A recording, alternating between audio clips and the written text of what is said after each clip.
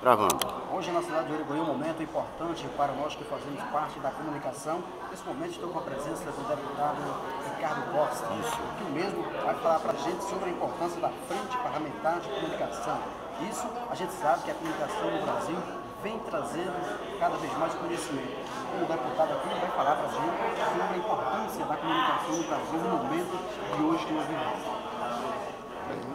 A comunicação é um instrumento que a população tem de se manifestar e, através da informação, tomar conhecimento de tudo o que acontece no país, no mundo e na cidade onde vive. Então, a nossa vinda hoje, com a 19ª audiência pública da Frente Parlamentar da Comunicação à região de Uruguai, é justamente no sentido de identificar quem são os agentes de comunicação da região, quantos são, o que fazem, como fazem, e com eles travar um diálogo, um debate, em que a gente possa identificar quais são as suas principais dificuldades e também colher deles sugestões para as soluções que podem ser encaminhadas através de órgãos governamentais.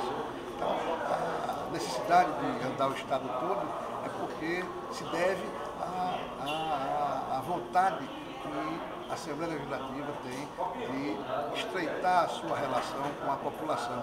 E é uma prestação de serviço que o Legislativo pernambucano faz a todos os pernambucanos e um reconhecimento ao mérito do trabalho que vocês que fazem comunicação têm, pelo desempenho, pela pujança, pela ousadia, pela determinação e pelo talento como vocês conduzem seus blogs, suas emissoras de televisão, de rádio, seus jornais, suas revistas, etc.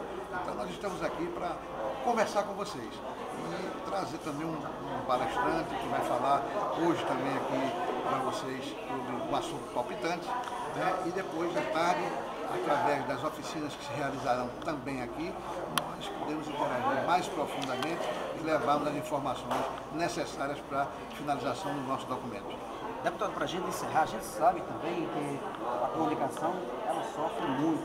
A questão teve até alguns dias aí, alguns políticos que queria fazer uma lei para que proibisse a comunicação.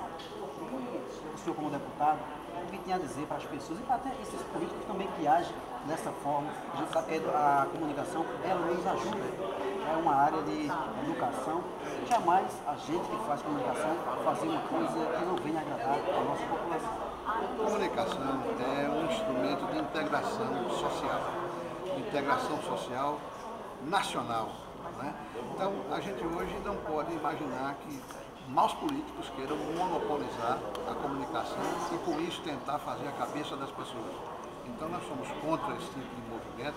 Isso não terá nenhuma cobertura no Congresso Nacional e o povo brasileiro saberá repudiar não só atitudes como essa, mas também os autores de um pensamento tão mesquinho quanto esse de privar da comunicação para manipular as cabeças das pessoas.